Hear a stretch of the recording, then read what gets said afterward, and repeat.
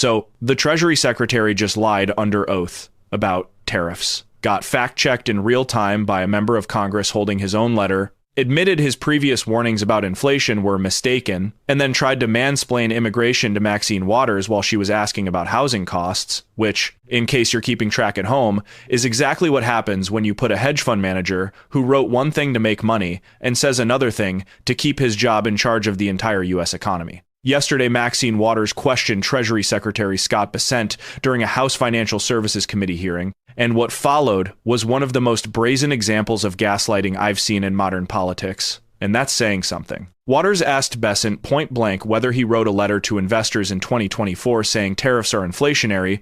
Bassent said no, and then Waters proceeded to methodically dismantle every talking point he prepared while he interrupted her, talked over her, and eventually told her to maintain some level of dignity. Let's watch the video, and I will surely give you my take later at the end. Now recognize the ranking member of our committee, Mrs. Waters of California, for 5 minutes for questions. Thank you very much, Secretary Bessent.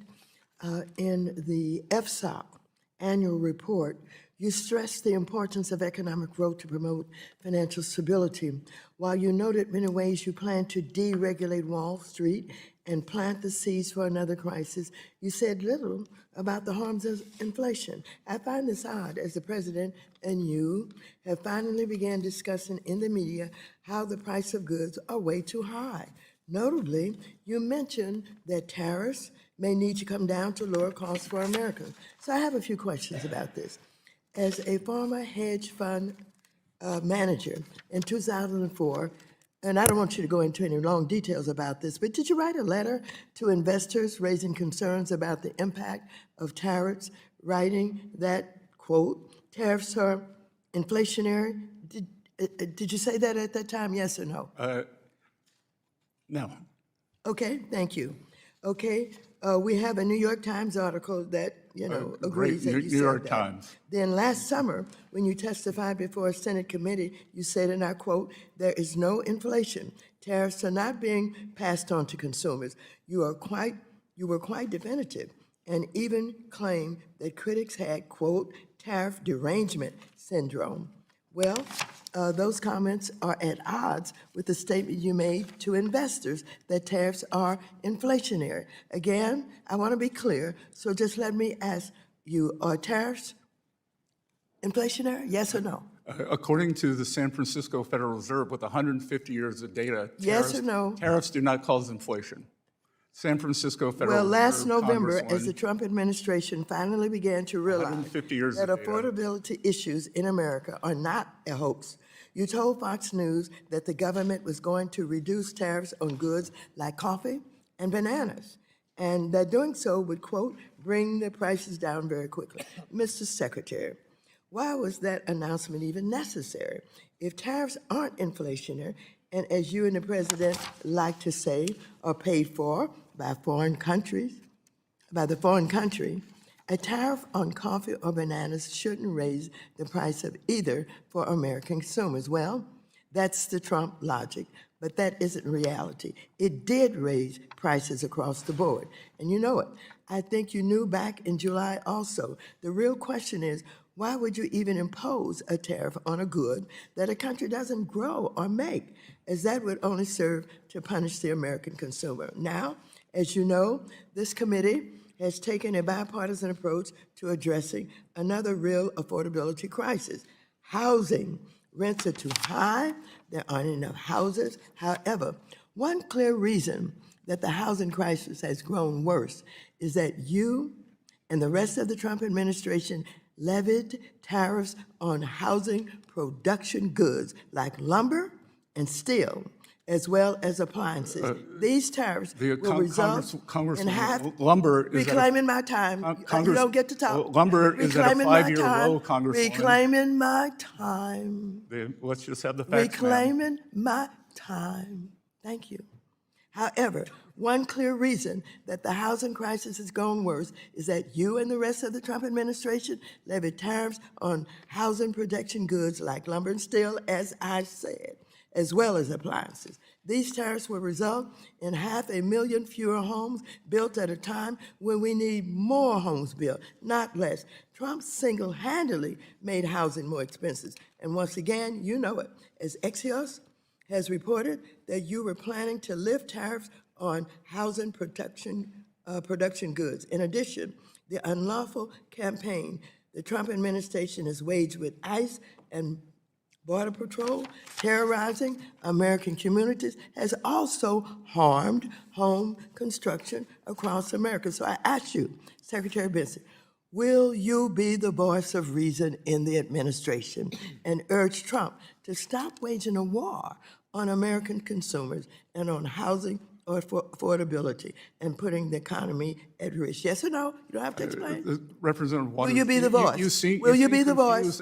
Will you be the voice? Of inflation, will you be the voice of reason? And will you be the voice of reason? A study yes from no? Wharton University Reclaiming my has time. shown Reclaiming my time. Reclaiming my time. Was a mass unfettered immigration. Mr. Chair, will you let him know that when I ask him time does belong to the the housing gentlewoman stock. from California.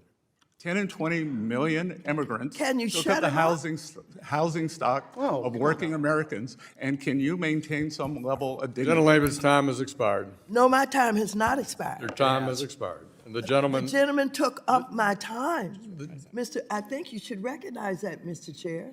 the gentlewoman's He took time up has my expired. The gentlewoman's time has Well, expired. if you Mr. wanna Chair, put- parliamentary If you inquiry. wanna protect him, The chair Mr. recognizes the vice chairman of the Mr. committee, Chair. Mr. If you want to Heisinger. protect Parliamentary him, inquiry. you go right ahead, but I would not expect you to do that. First, the letter Bessent claimed didn't exist. It's real. According to reporting from Semaphore's Eleanor Mueller, later highlighted by the Wall Street Journal's Nick Timiraos, Bessent wrote to his Key Square investment firm partners in January 2024, before Trump won the election, and stated explicitly tariffs are inflationary and would strengthen the dollar, hardly a good starting point for a U.S. industrial renaissance.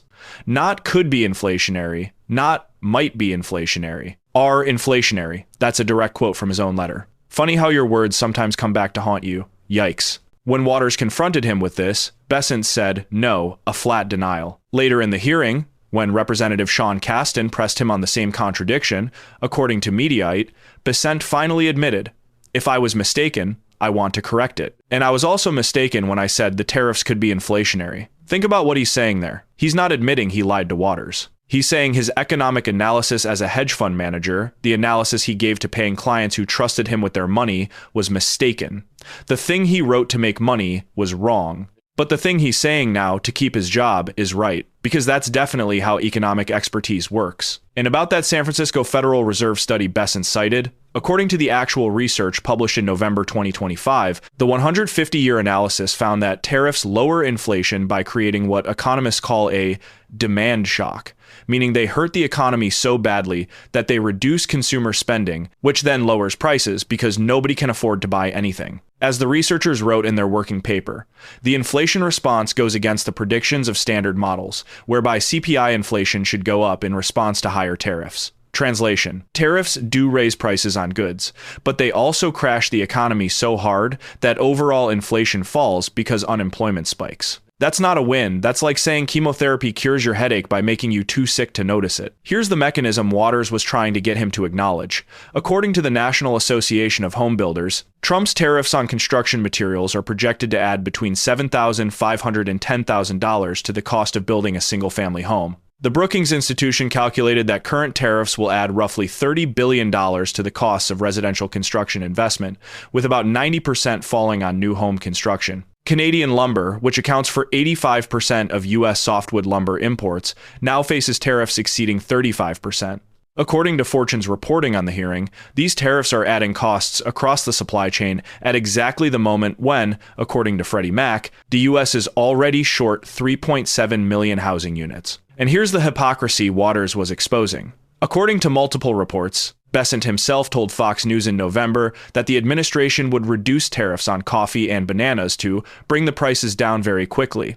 If tariffs don't cause inflation, why would removing them bring prices down?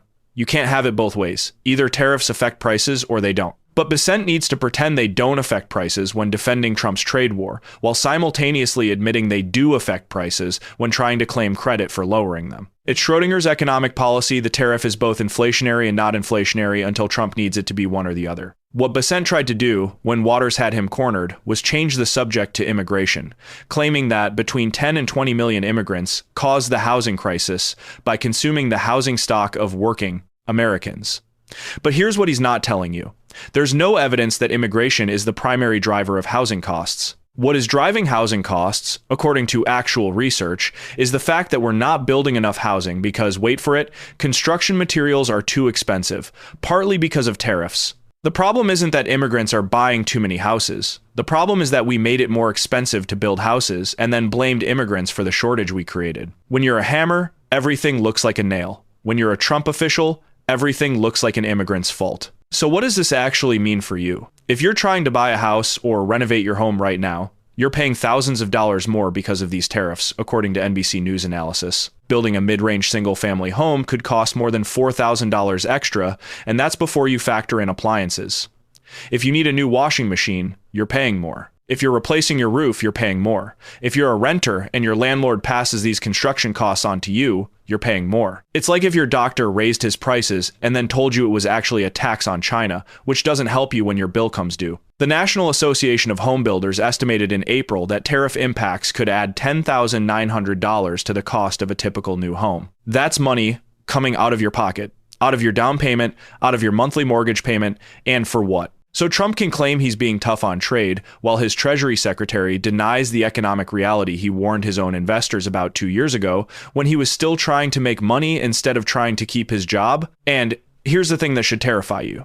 Bassent is supposed to be the voice of reason in this administration. He's the guy with the Yale degree, the hedge fund experience, the resume that made Republicans feel better about confirming him, and what did he do when confronted with his own written words? He lied. He got caught, he backtracked, he blamed immigrants, and then he lectured Maxine Waters about dignity while interrupting her in her own time. If this is the reasonable one, imagine what the unreasonable ones are doing when the cameras aren't rolling. Here's where we are. Bassent eventually admitted during the hearing that he wished to correct the record after being confronted by multiple Democrats with his own letter. But he didn't apologize for lying to Waters. He didn't acknowledge that he denied writing something he definitely wrote. He just said his previous economic analysis was mistaken, as if economic expertise is something you can just flip on and off depending on who's signing your paycheck. This isn't really about tariffs, though. It's about something darker. Can you trust anything this administration tells you about the economy when the Treasury Secretary will look a member of Congress in the eye, deny writing his own words, get proven wrong with documentary evidence, and then claim his expert opinion was mistaken rather than admit he's saying whatever Trump needs him to say? That's not economic policy. That's just lying with extra steps and with a Yale degree. Because when the guy in charge of the entire US economy will deny his own written analysis to protect his boss's trade war, and when he gets so rattled by a black woman asking him direct questions that he starts lecturing her about immigration while she's trying to discuss housing policy that's not a Treasury Secretary, that's a political operative with a fancy title, and we're all paying the price for it, one expensive board of lumber at a time. If you found this breakdown helpful, hit the like button so more people see the truth about what's really happening. Drop a comment below and let me know what you think. Make sure you turn on the notification bell so you don't miss the next deep dive. And don't forget to subscribe for clear, no-nonsense analysis every time a story like this breaks. Thanks for watching, and bye.